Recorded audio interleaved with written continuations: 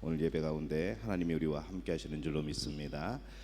우리 다 함께 묵도하심으로 2020년 8월 2일 우리 오순절 후 9번째 주일 예배를 하나님 앞에 드리겠습니다. 다 함께 묵도하겠습니다.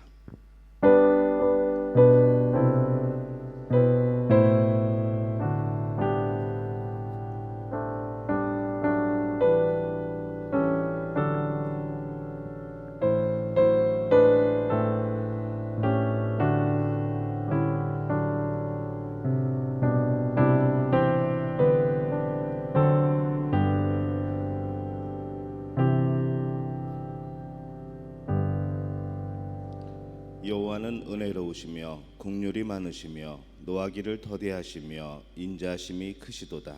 여호와께서는 모든 것을 선대하시며 그 지으신 모든 것에 긍휼을 베푸시는도다.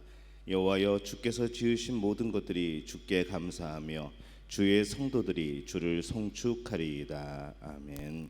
하나님 아버지, 은혜와 사랑에 감사합니다. 한 주간 우리를 지키시고 보호하시고 인도하여 주시니 감사를 드립니다.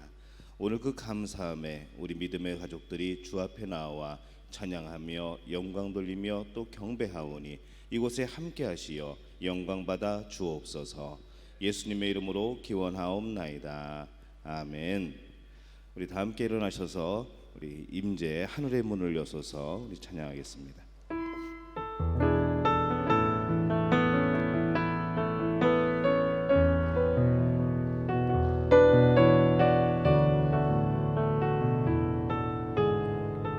하늘의 문을 여소서. 하늘의 문을 여소서. 이곳을 주목하소서. 주를 향한 노래가 꺼지지 않으니 하늘을 열고 보소서. 이곳에 임재하소서. 주님을 기다립니다. 기도의 향기가 하늘에 닿으니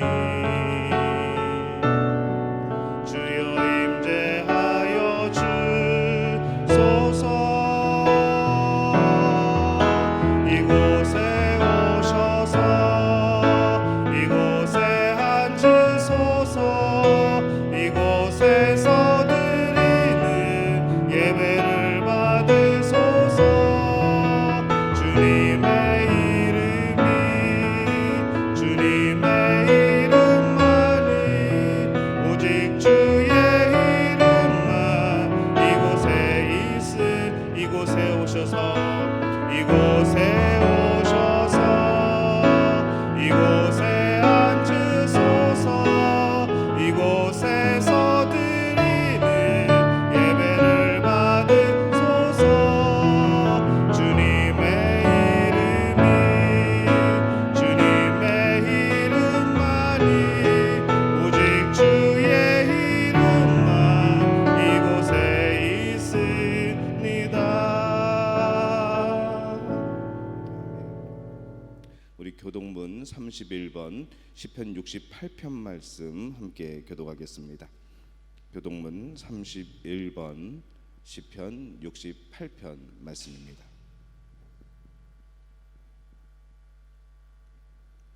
함께 교독합니다. 하나님이 일어나시니 원수들은 흩어지며 연기가 불려가듯이 그들을 몰아내소서.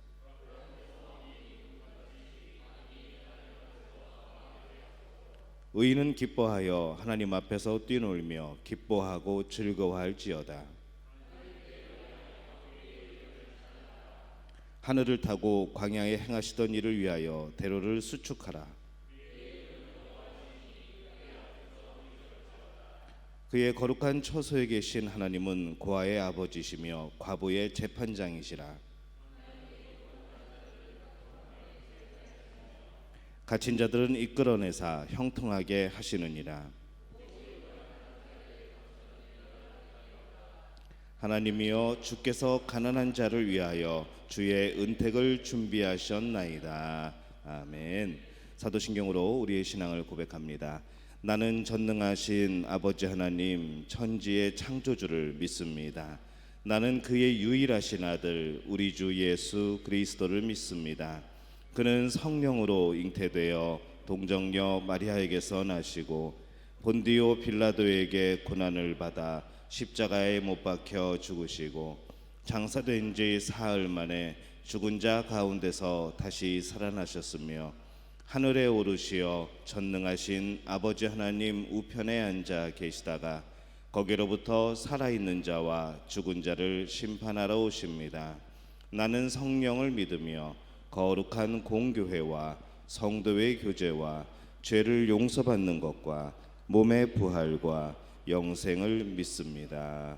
아멘. 찬송가 자리에 앉으셔서 찬송가 86장 함께 찬양하겠습니다.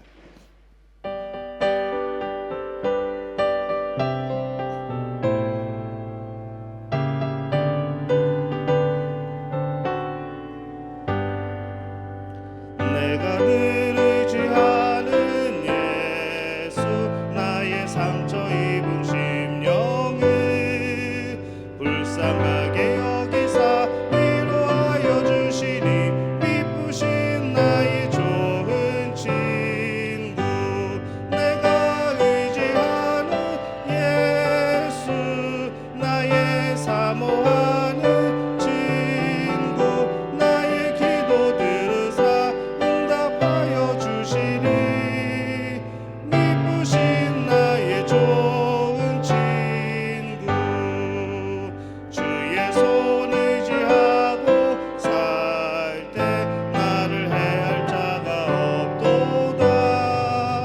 주님 나의 마음을 크게 위로하시니 기쁘신 나의 좋은 친구 내가 의지하는 예수 나의 사모하는 친구 나의 기도 들으사 응답하여 주시니 기쁘신 나의 좋은 친구 내가 요단강 건너가며 마음이 두려워서 떨 때도 주가 인도하시니 어찌 두려워하랴 기쁘신 나의 좋은 친구 내가 의지하는 예수 나의 사모하는 친구 나의 기도 들으사 응답하여 주시니 기쁘신 나의 좋은 친구 이후 천국에 올라가서 모든 성도들과 다 함께 우리들을 구하신 주를 찬양하리라.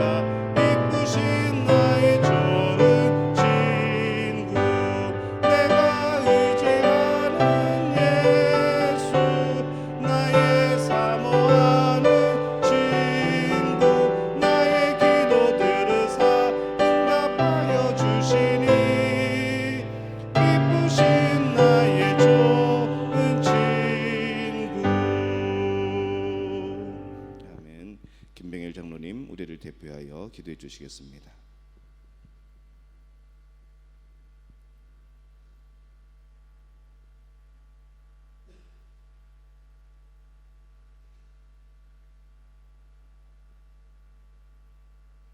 전능하신 사랑의 하나님,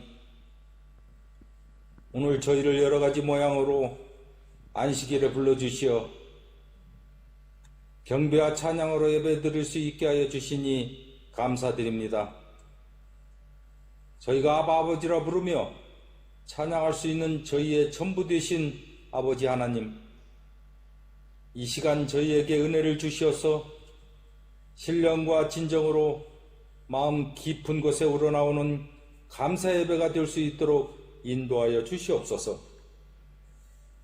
그동안 알게 모르게 지었던 모든 죄를 이 시간 도말하여 주시고 이 시간은 오직 예수님만을 찬양하고 경배하는 시간 되게 하여 주시옵소서. 세상은 처처의 기근과 홍수와 가뭄과 지진과 전쟁 그리고 질병으로 많은 사람들이 죽어가고 있습니다. 그러한 이때 저희 모두는 푸른 초장 맑은 시냇물가의 심기운 나무와 같이 열매를 맺으며 아버지의 안식에 거하는 모두가 될 수 있도록 인도하여 주시옵소서. 원치 않는 질병으로 고통 중에 있는 자에게 하나는 하나님의 은혜와 치료의 손길이 함께 하시고, 사업과 직장의 문제로, 자녀의 문제로 고통 중에 있는 자 있습니까? 그들에게 아버지의 도움의 손길을 체험하고 감사할 수 있는 은혜를 내려 주시옵소서. 이곳 인도네시아 믿음교회에서 헌신하셨던 백광현 목사님께서 아버지의 품으로 가셨습니다. 이 땅에서 그의 수고와 노력을 온전히 아버지께서 기억하실 줄 믿습니다. 그의 가족 모두가 위로부터 주시는 하나님의 평강과 위로가 함께 하시길 원합니다. 저희 믿음교회를 기억하사 하나님 나라가 확장될 수 있도록 은혜 내려 주시옵소서. 오늘 말씀을 전해주실 목사님께 성령의 은혜가 충만하사 말씀을 듣는 자와 전하는 자 모두가 하나님의 은혜가 충만한 시간으로 인도하여 주시옵소서. 자칫 온라인 예배로 인하여 아버지께 드리는 예배가 소홀히 드려지는 일이 없도록 은혜 내려 주시옵소서. 이 모든 말씀 우리 주 예수 그리스도의 이름으로 기도드리옵나이다. 아멘.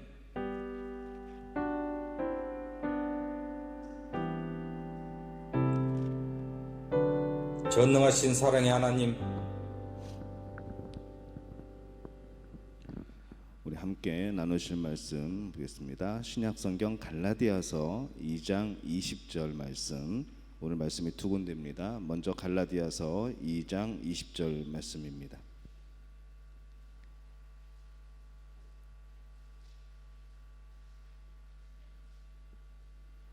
신약성경 303페이지, 제 성경으로는 303페이지입니다. 신약성경 갈라디아서 2장 20절 말씀. 우리 한 목소리로 함께 봉독하겠습니다. 내가 그리스도와 함께 십자가에 못 박혔나니 그런즉 이제는 내가 사는 것이 아니요 오직 내 안에 그리스도께서 사시는 것이라. 이제 내가 육체 가운데 사는 것은 나를 사랑하사 나를 위하여 자기 자신을 버리신 하나님의 아들을 믿는 믿음 안에서 사는 것이라. 아멘. 한 군데 더 봅니다. 신약성경 빌립보서 1장 20절 말씀, 20절에서 21절까지 있습니다. 318페이지입니다. 빌립보서 1장 20절에서 21절까지의 말씀, 우리 한 목소리로 함께 봉독합니다. 나의 간절한 기대와 소망을 따라 아무 일에든지 부끄러워하지 아니하고 지금도 전과 같이 온전히 담대하여 살든지 죽든지 내 몸에서 그리스도가 존귀하게 되려 하려 하나니 이는 내게 사는 것이 그리스도니 죽는 것도 유익함이라. 아멘. 샬롬 성가대 감사함으로 받으며이라는 찬양으로 하나님께 영광 돌려 주시겠습니다.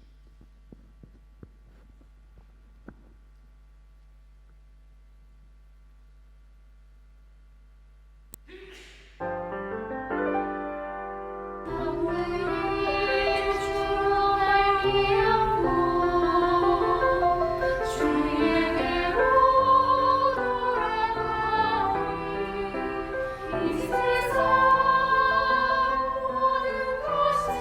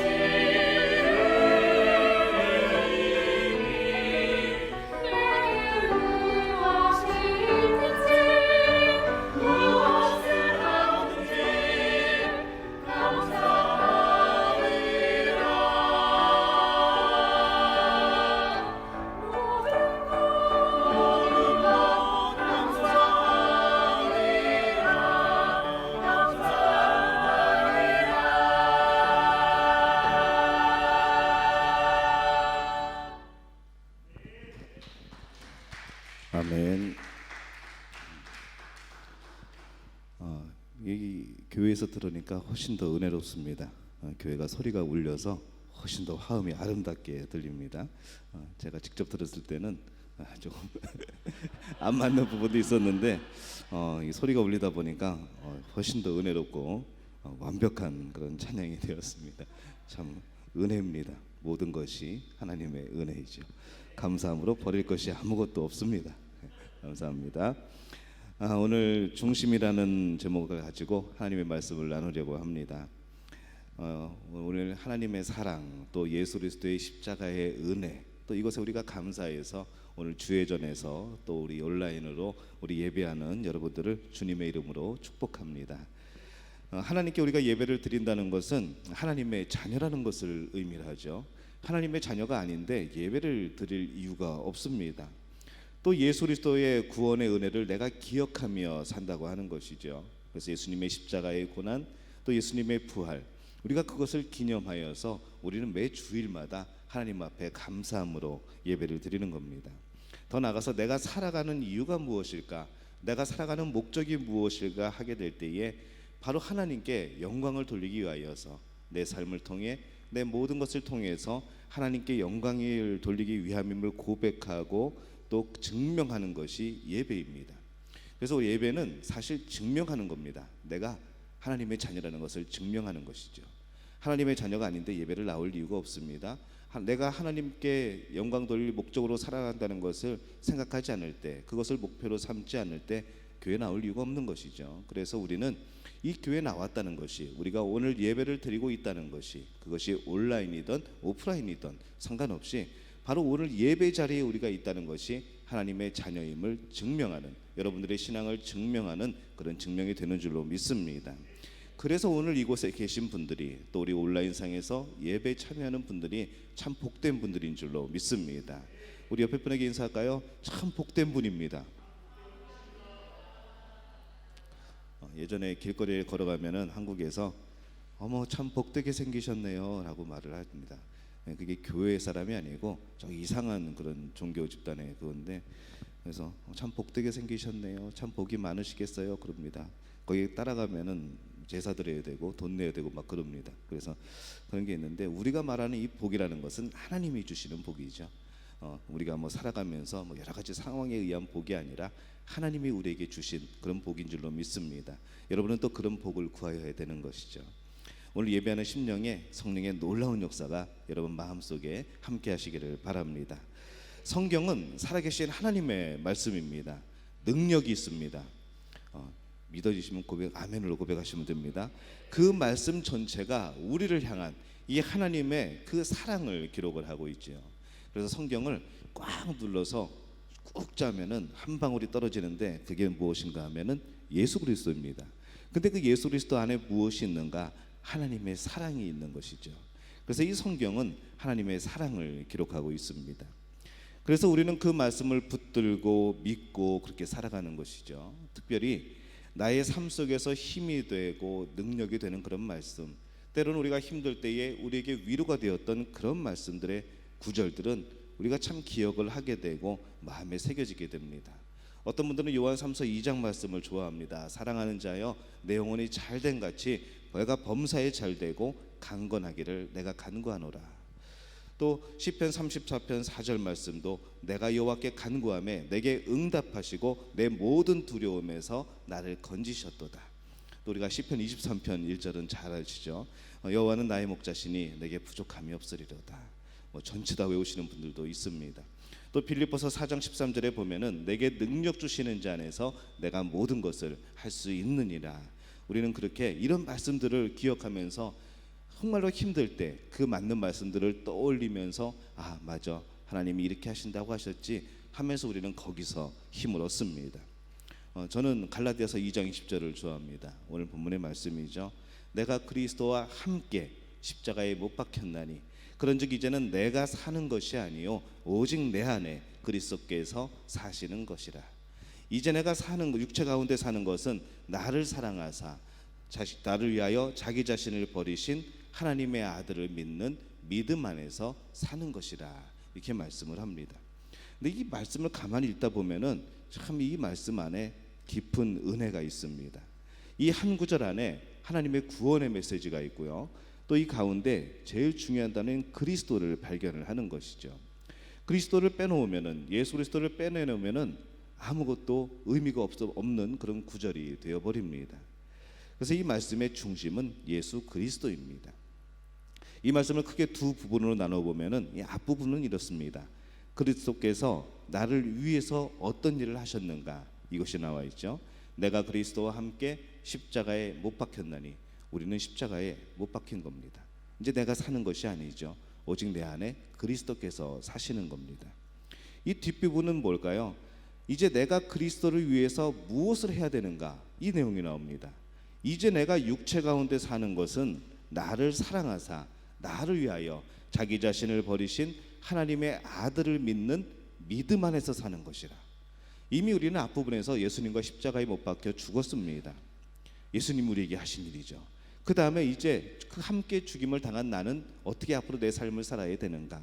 내 삶이 아니죠. 예수 그리스도의 삶이죠. 어떻게 살아가야 되는가? 하나님의 아들을 믿는 믿음 안에서 살아가는 것. 바로 이것이 우리가 살아가는 이유, 살아가야 될 목적이 나오는 그런 부분입니다. 그리스도는 나를 위해서 십자가에 못 박혀 돌아가시고 지금은 내 안에 계시고 이제 나는 그 그리스도를 위해서 살아간다고 하는 것이 우리 믿는 자들의, 하나님의 자녀들의 고백인 줄로 믿습니다. 성도들이 살아가면서 숙제가 있습니다. 무슨 숙제인가 하면은 하나님을 알고 내가 누구인지를 아는 것이죠. 하나님이 누구신가, 그리고 그 하나님에게 나는 누구인가 라는 겁니다. 갈라디아서 2장 20절 말씀이 바로 이 질문에 명확하게 대답을 해줍니다. 하나님이 누구신가? 나를 창조하신 분, 또 나를 사랑하셔서 예수 그리스도를 보내셔서 나를 위해 십자가에 죽게 하신 분, 그리고 지금 내 안에 살아계신 분, 바로 그분이 하나님이시고 예수 그리스도시죠. 그러면 그 하나님에게 나는 누구인가 하는 겁니다. 나를 사랑하사 예수 그리스도를 통하여서 영원한 생명을 주신 하나님을 평생 나의 주인으로 삼고 살아가는 사람들, 바로 그것이 우리들의 모습입니다. 이 대답 가운데에 공통적으로 들어가는 한 분이 있습니다. 바로 예수 그리스도입니다. 우리는 하나님이 누군가 물어볼 때에 누구를 통해서 하나님을 보는가 하면은 예수 그리스도를 통해서 우리는 하나님을 바라봅니다. 예수님 안에 나타난 하나님, 성경의 구약에 나타난 그런 하나님의 모습, 우리는 그것을 보고 아는 것이죠. 우리는 또 하나님이 누구신가 물을 때 이 예수님을 통하여서 보듯이 하나님도 예수님을 통하여서 우리를 보시는 겁니다. 타락하여서 죄로 죽은 인간이 아니라 이제 예수 그리스도의 보혈의 은혜를 통하여서 소망이 있는 인간, 구원받아서 하나님의 자녀가 될 수 있는 그러한 길이 열린 바로 그러한 인간으로 우리를 보시는 겁니다. 그래서 우리하고 하나님 사이에 항상 예수 그리스도가 계십니다. 중보자가 되시는 것이고 중간에 우리 막힌 담을 허시는 분이 되시는 것이죠. 그래서 예수님을 통하지 않고서는 하나님께 나아갈 수도 없고, 또 예수 그리스도의 보혈에 의지하지 않고서는 하나님이 우리의 죄를 용서하실 수도 없는 겁니다. 그렇기 때문에 예수 그리스도는 모든 것의 중심이 되십니다. 우리의 삶은 예수 그리스도를 중심에 모시는 그런 삶이 되어야 됩니다. 우리는 예수 그리스도를 중심에 모시고 살아가는 사람들이죠. 갈라디아서 2장 20절이 바로 그것을 말씀합니다.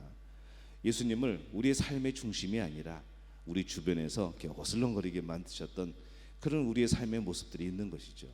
하지만 예수님은 그렇게 우리 삶의 주변에 계셔야 될 분이 아니고 우리 삶의 가장 중심에 계셔야 될 분인 줄로 믿습니다. 또 그 예수님을 우리 삶의 중심으로 모시는 것이 바로 변화이고 놀라운 성결의 그런 모습인 것이죠. 그러면 예수님은 과연 무엇의 중심일 것인가? 먼저 예수님은 성경의 중심입니다. 이 성경은 예수 그리스도가 중심에 있는 책입니다. 구약은 하나님의 사랑이 예수 그리스도를 통하여서, 이 메시아를 통하여서 우리에게 나타날 것이라고 계속해서 말씀을 합니다. 선지자도 보내고 예언자도 보내고 타락하고 죄짓고 등 돌리는 그 백성들을 향하여서 내가 너희들을 회복시켜 줄게. 짧은 회복의 그런 역사들도 있지만은 결국 그것이 무엇을 말씀하는가? 이스라엘의 그 가운데서 예수 그리스도가 태어나게 하시는 것, 이 약속을 계속해서 주고 있는 겁니다. 신약 성경은 뭘까요? 예수 그리스도의 구원의 역사가 우리 가운데 임하였다고 말씀을 하는 겁니다. 그리고 앞으로 재림의 주로 다시 오실 예수님을 기록을 하고 있는 겁니다. 그래서 이 성경을 보면은 처음부터 끝까지 예수님에 대한 이야기입니다. 요한복음 5장 39절에 보면은 예수님이 이렇게 말씀하시죠. 너희가 성경에서 영생을 얻는 줄 생각하고 성경을 연구하거니와 이 성경이 곧 내게 대하여 증언하는 것이니라. 이렇게 말씀을 합니다. 우리가 성경 공부를 하죠. 우리가 여러 가지 막 궁금해가지고 이것저것 찾아보고 이게 무슨 내용이지 하면서 우리가 많이 찾아봅니다. 그런데 결국 이 모든 말씀이 누구를 향해 있는가 하면은 예수 그리스도를 향해 있다는 겁니다. 그래서 여러분들은 성경 공부를 한다는 것은 무엇인가 하면은 예수 그리스도를 찾는 겁니다. 성경의 그 어떤 부분에서라도 예수님이 어떻게 나타나고 계신가, 어떻게 예수님을 증거하고 있는가, 그 부분을 찾는 것이 바로 성경 공부라는 것이죠. 특별히 신약 성경을 읽으면은 이 성경의 중심이 철저하게 예수님 중심이라는 것을 알게 됩니다. 마태복음은 이 구약에 예언한 그 메시아가 처음에 피자마자 족보가 쫙 등장을 합니다. 그 족보를 이어서 바로 예수님의 그 계보를 통하여서 이 구원의 역사, 그 구원의 길이가 얼마만큼 오래 이어져 왔는가, 얼마만큼 변하지 않고 끝까지 이어져 왔는가, 우리에게 그것을 보여주고 있습니다. 마가복음은 뭘까요? 예수님이 종으로 오셨습니다. 그래서 십자가에 죽으신 겁니다. 이것을 말씀하면서 그 예수님의 고난당하는 모습, 이것을 통하여서 그 구원의 깊이가 얼마나 깊은가라는 것을 말씀을 하죠. 누가복음은 예수님은 유대인뿐만 아니라 모든 세상 이방인까지도 구원하러 오셨다는 그런 말씀을 하면서 그 예수님의 구원의 넓이가 얼마만큼 큰가, 이것을 말씀을 합니다. 요한복음은 말씀이 육신이 되어서 이 땅에 오신 하나님의 아들 예수 그리스도를 말씀하면서 그 구원의 높이를 말씀하시는 거죠. 말씀이 육신이 되어 내려오신 것, 바로 그것을 말씀합니다. 자, 이제 바울 서신에 넘어가면은 더욱더 예수님한테 집중이 됩니다.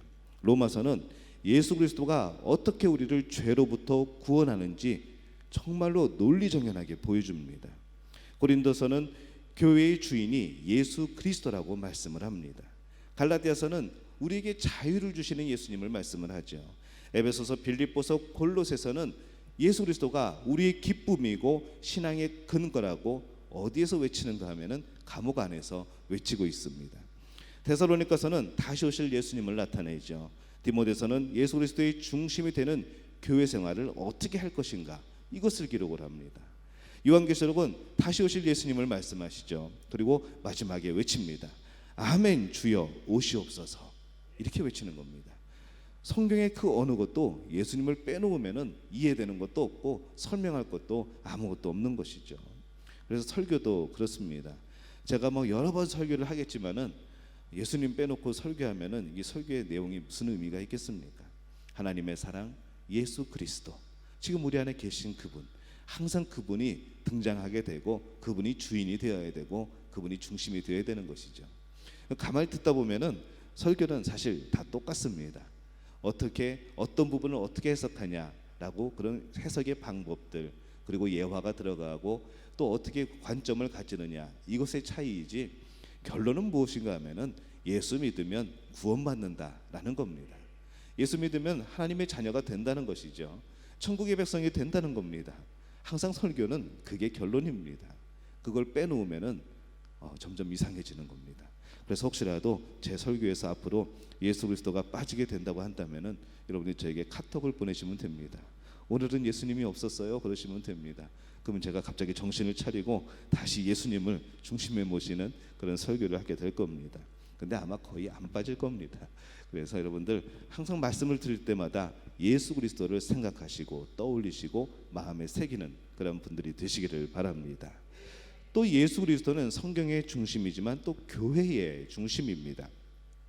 갈라디아서 2장 20절에 내가 그리스도와 함께라는 말씀은 이 교회 생활의 원리에 적용이 되는 것이죠. 교회에 오시면 여러분들은 세 가지를 보셔야 됩니다. 먼저 어디를 보시는가 하면은 위를 보시는 겁니다. 지금 전등이 박혀 있네요. 근데 이 위라고 하는 것은 우리 교회 천장을 얘기하는 것이 아니라 하나님이 보고 계신다는 것이죠. 또 어딜 보셔야 되냐면은 옆을 보셔야 됩니다. 옆에 옆에 누가 앉아 계신가 하면은 여러분들의 교우들이 앉아 있습니다. 이웃을 바라보는 것이죠. 그 다음에 또 어디를 바라보시는가 하면은 저 밖을 바라보셔야 됩니다. 밖에 도로 쪽이 이쪽이죠. 저 밖에 누가 있을까요? 아직 예수님을 모르는 사람들, 그 사람들이 있습니다. 그래서 여러분 교회를 오시면은 항상 세 군데를 보시는 겁니다. 위를 보시고 우리 이웃들 옆에를 보시고 저 밖에 아직 예수님을 모르고 살아가는 그러한 사람들, 이 세 가지를 항상 보시는 겁니다. 근데 그냥 보는 것이 아니라 예수님의 눈으로 보는 겁니다. 이 교회의 만약에 중심에서 예수 그리스도를 놓치면은 그 교회는 시험에 듭니다. 풍랑이 이는 것이죠. 예수 그리스도가 중심이 되셔서 가운데서 기준을 잡고 계셔야 되는데 우리 마음속에서 우리 생각 속에서 우리가 행하는 모든 사역 속에서 예수님이 배제되는 순간에 그것은 인간을 위한 사역이 되는 것이고 인간을 위한 교회가 되는 것이고 바로 시험에 들게 되어 있습니다.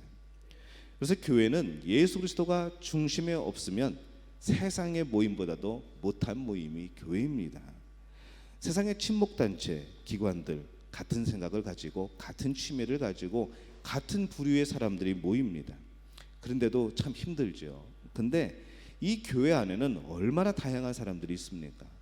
직업도 다릅니다. 좋아하는 것도 다르죠. 취미생활도 다릅니다. 이런 분들이 모여가지고 하나의 공동체를 이루고 있는데 무엇을 중심으로 모입니까? 예수 그리스도를 중심으로 모인 겁니다. 예수 그리스도 앞에서 내가 죄인임을 깨달았고 예수님을 통해서 하나님을 바라봤고 이제 내가 하나님의 자녀구나, 저분도 하나님의 자녀네 하면서 우리가 서로를 인정하고 서로를 보듬고 함께 하나님 나라의 시민으로서 하나님의 자녀로서 살아가게 되는 것, 바로 이것이 교회의 모습 아니겠습니까? 그래서 교회는 예수 그리스도가 중심이 되지 못하면은 또 예수님을 중심으로 모였던 사람들이 그 마음을 잃어버리면 혼란스러워집니다. 교회의 시험은 그렇게 드는 겁니다. 역사가 그것을 증명을 하죠. 예수 그리스도가 교회의 중심이 되어야 되는데 때로는 예수님의 제자들이 우상화가 될 때가 있었습니다. 그들의 동상을 세워놓고 그 앞에서 기도하고 있는 거죠. 예수님의 제자는 우리의 신앙의 대상이 아닙니다. 예수님의 제자들이 얘기한 것은 무언가 하면은 예수 그리스도를 증거한 겁니다.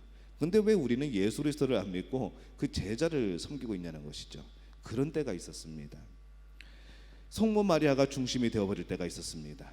성모 마리아가 예수님을 잉태하고 낳기는 했지만은 그 자체가 신이 아니죠. 그분도 예수님을 위해서 하나님이 사용하신 인간입니다.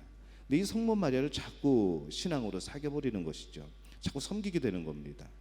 그 밖에 여러 성인들, 정말 위대하게 살았던 사람들을 존경스럽다, 나도 본받아야지 라고 하는 정도면 괜찮은데 그 앞에서 또 기도하고 있는 거죠. 이것은 하나님이 기뻐하시는 일이 아닙니다. 이 역사들이 중세에 그런 모습이 나타나게 됐을 때 얼마나 타락했고 얼마나 우상을 많이 섬기게 되었고 얼마나 죄가 넘쳤습니까?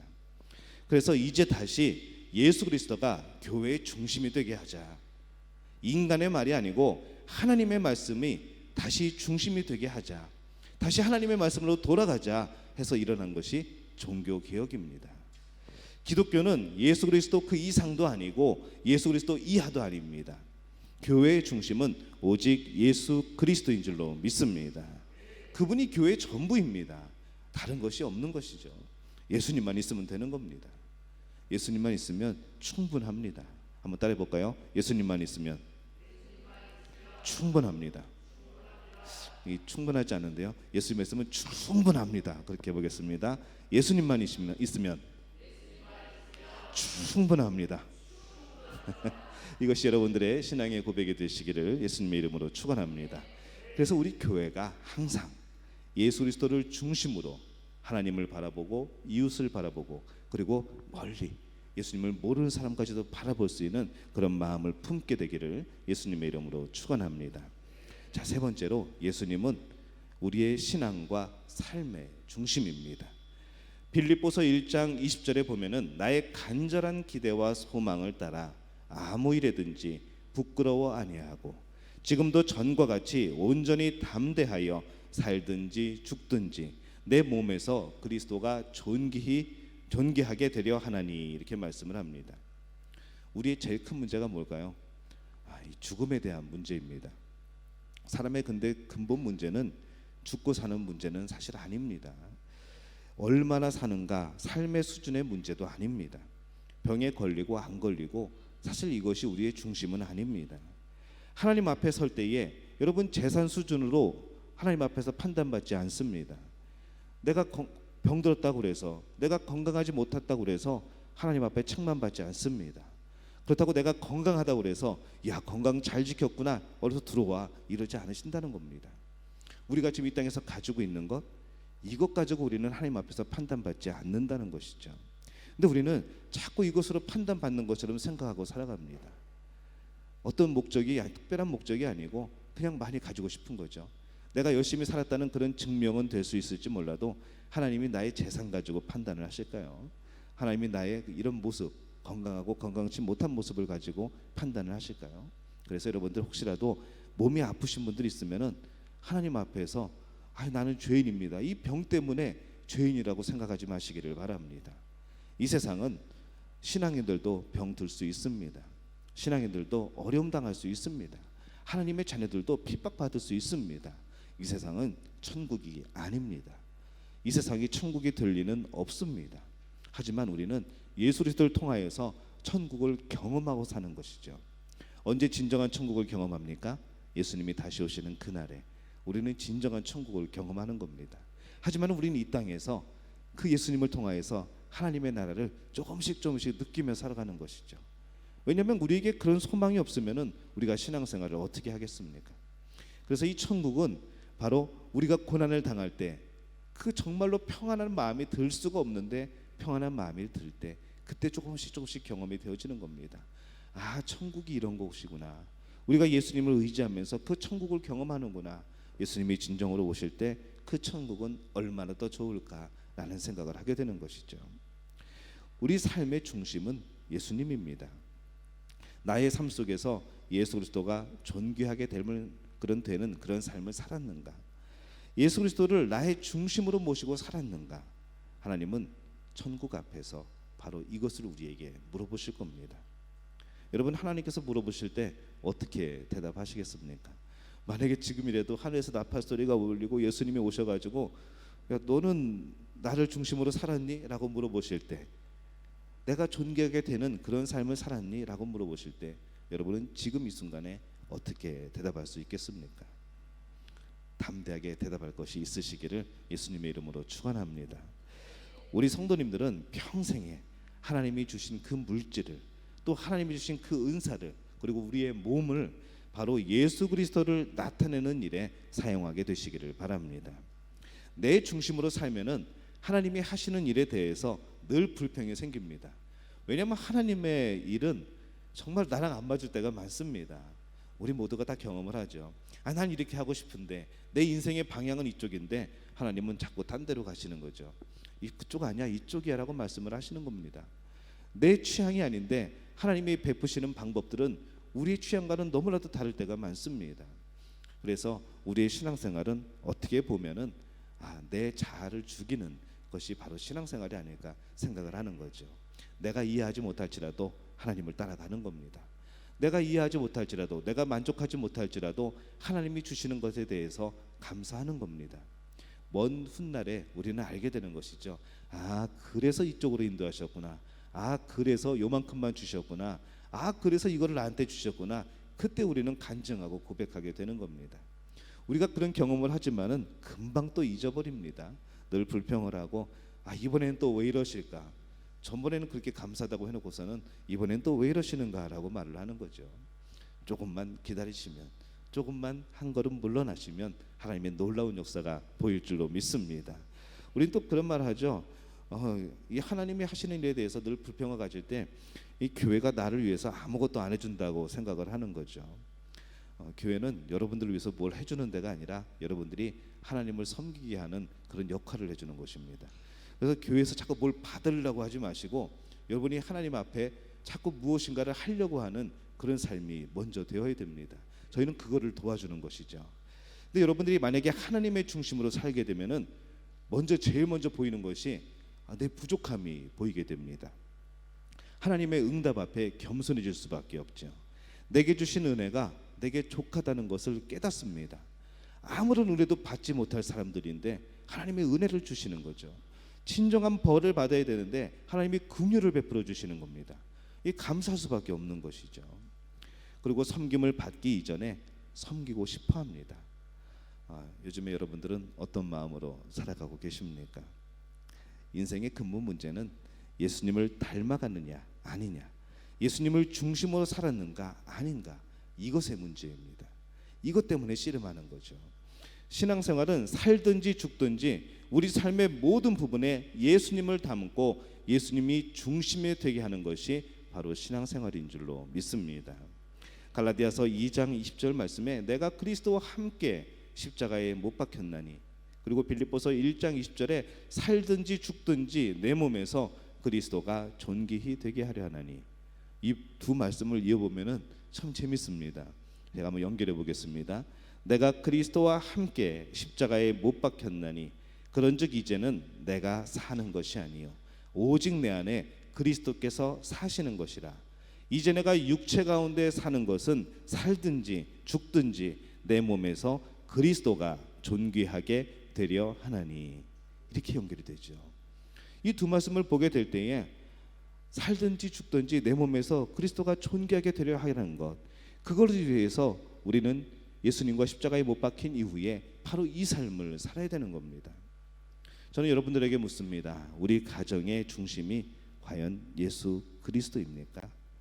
여러분의 자녀들의 교육에 있어서 거기에 예수 그리스도가 있습니까?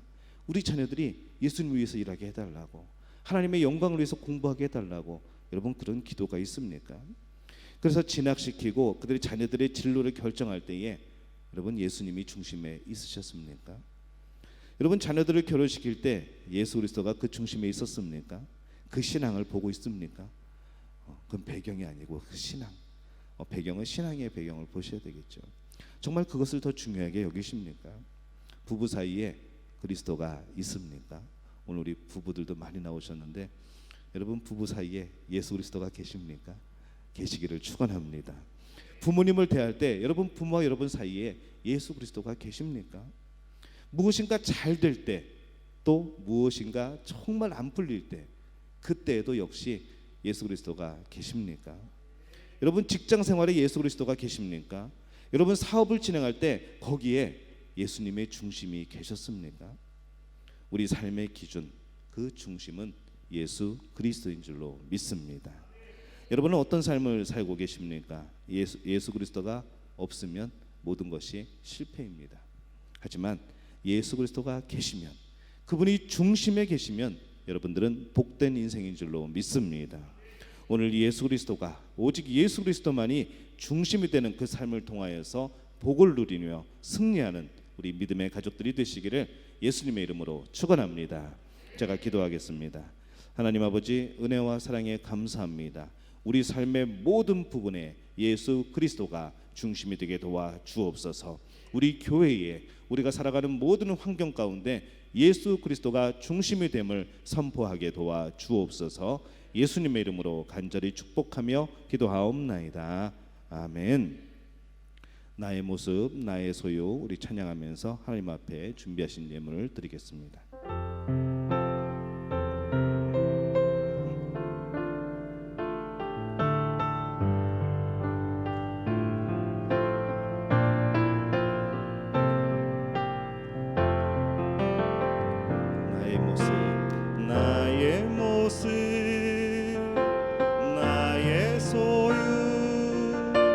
주님 앞에 모두 드립니다. 모든 아픔, 모든 기쁨, 내 모든 눈물 받아 주소서. 어제 일과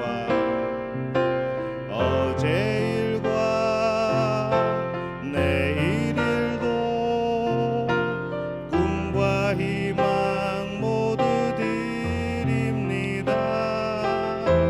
모든 소망, 모든 계획, 내 손과 마음 받아 주소서. 나의 생명을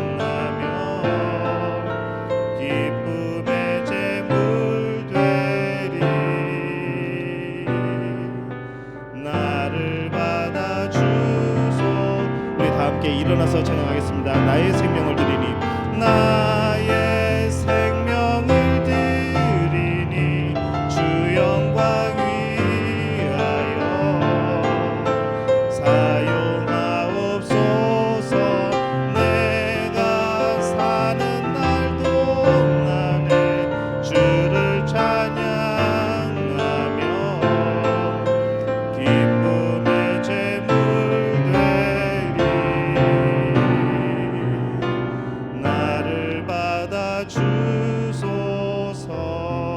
나를 받아 주소서. 나를 받아 주소서.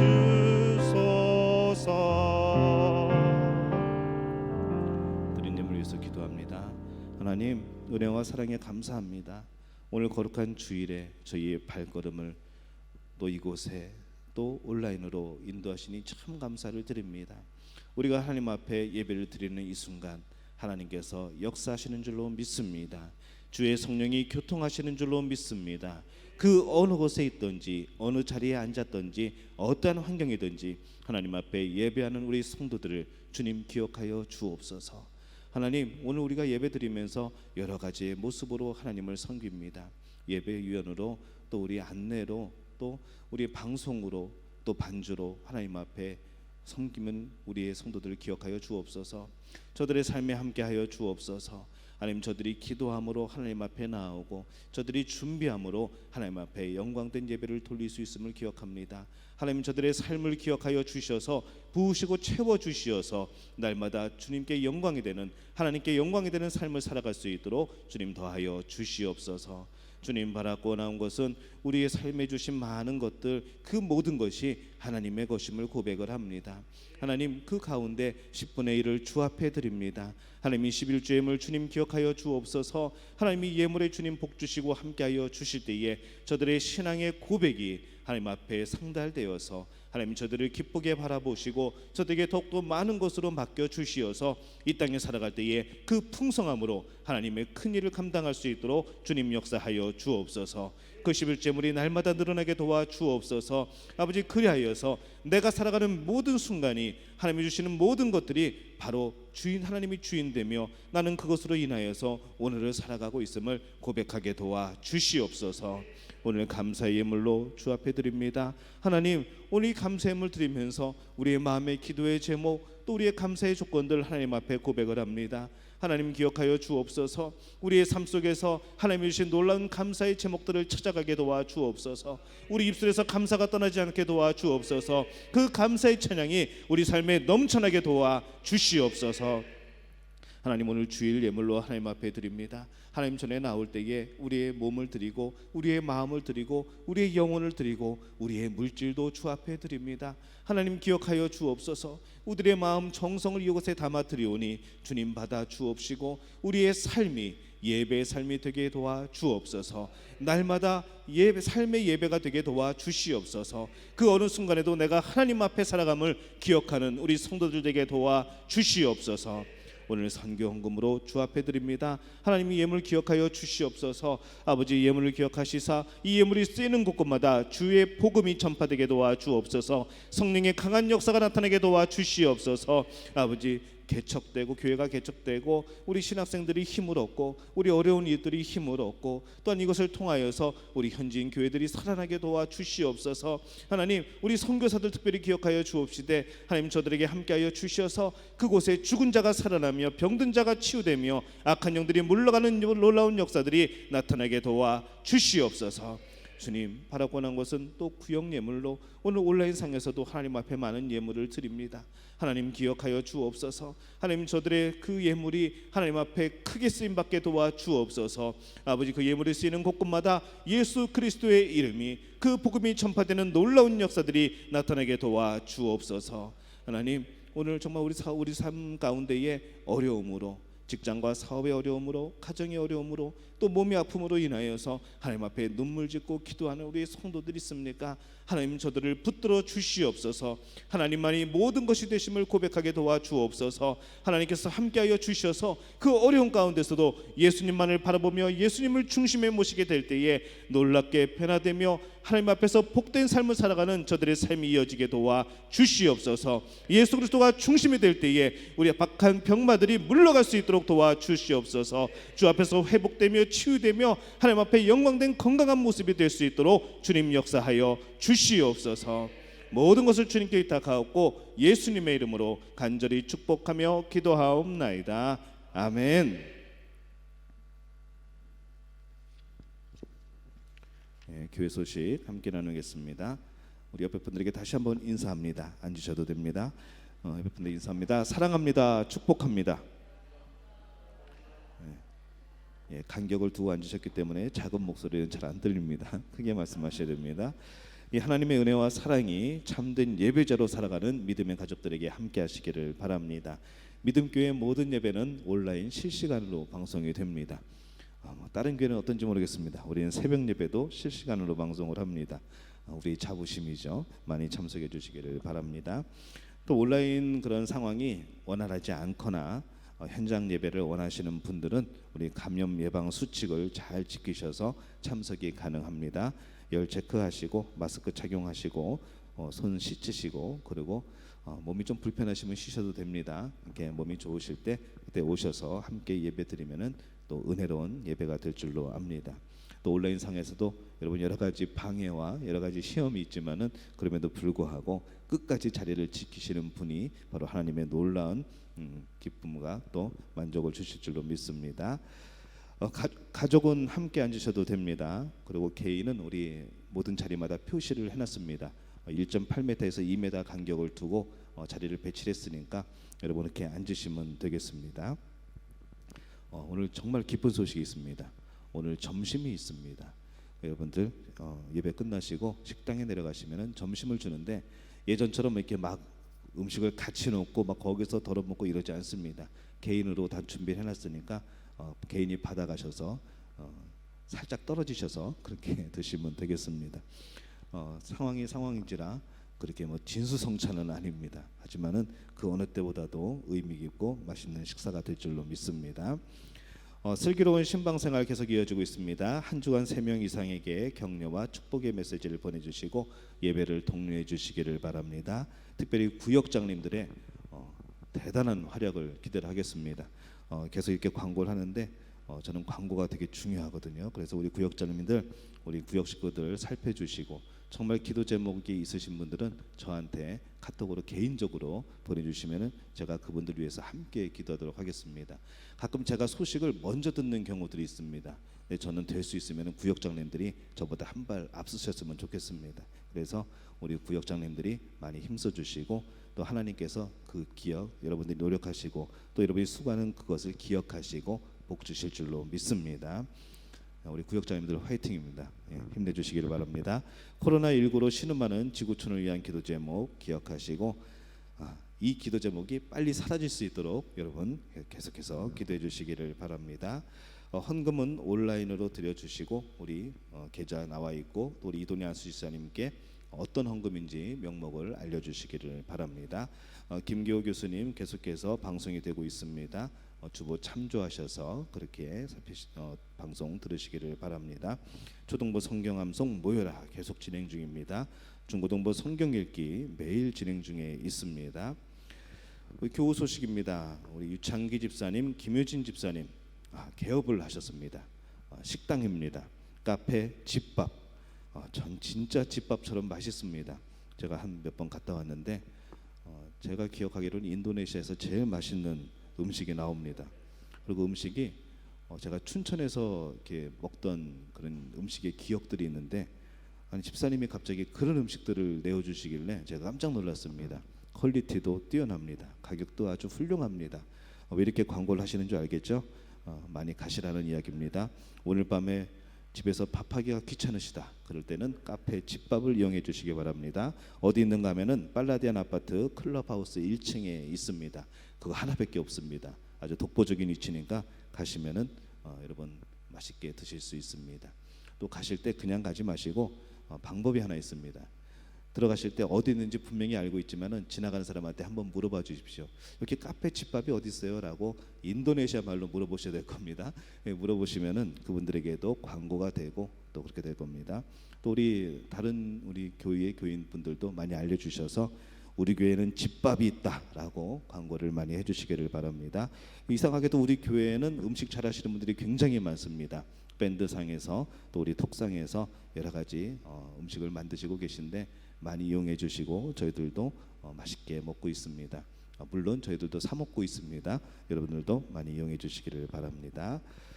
소천 소식이 있습니다. 우리 고 백광현 목사님 우리 믿음교회 초대 담임이셨던 분입니다. 대전 성심 장례식장에서 빈소를 마련하였고요. 장례 예배는 8월 3일 내일입니다. 월요일 한국입니다. 오전 8시에 한국 시간으로 오전 8시에 우리 장례 예배를 드립니다. 장지는 세종시 은하수 공원에 안치를 하게 됩니다. 여러분 기억하시고 우리 혹시 가족들 아시는 분들은 우리 위로의 말씀 전해 주시기를 바랍니다. 57세신데 좀 일찍 돌아가셨습니다. 병으로 인해서. 그래서 사역 참 열심히 하셨는데 좀 안타까운 소식을 또 전합니다. 우리 고3 수험생들 또 그다음에 우리 몸이 아프신 분들 기억하시고 날마다 기도하실 때 함께 중보기도 해주시기를 바랍니다. 특별한 광고 없으면은 우리 다 함께 일어나셔서 우리 이제 8월에 우리 폐회송입니다. 나의 반석이신 하나님 우리 찬양 부르시고 축도하고 예배를 마칩니다.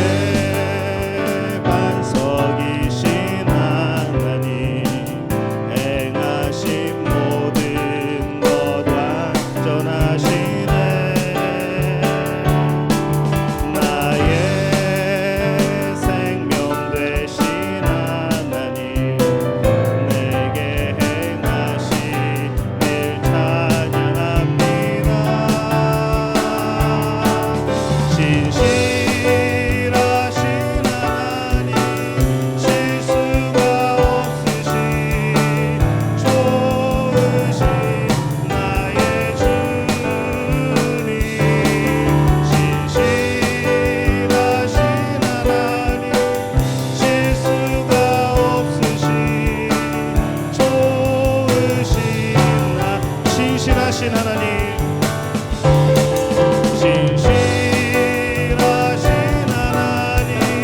실수가 없으신 좋으신 나의 주님 신실하신 하나님 실수가 없으신 좋으신 나의 주 함께 기도합니다. 이제는 우리 주 예수 그리스도의 은혜와 하나님 아버지의 극진하신 사랑하심과 성령의 인도하심이 오직 예수 그리스도 그분을 우리의 중심에 모시고 살기를 원하는 우리의 믿음의 가족들 위해 지금부터 영원토록 함께 하시기를 간절히 축원하옵나이다. 아멘.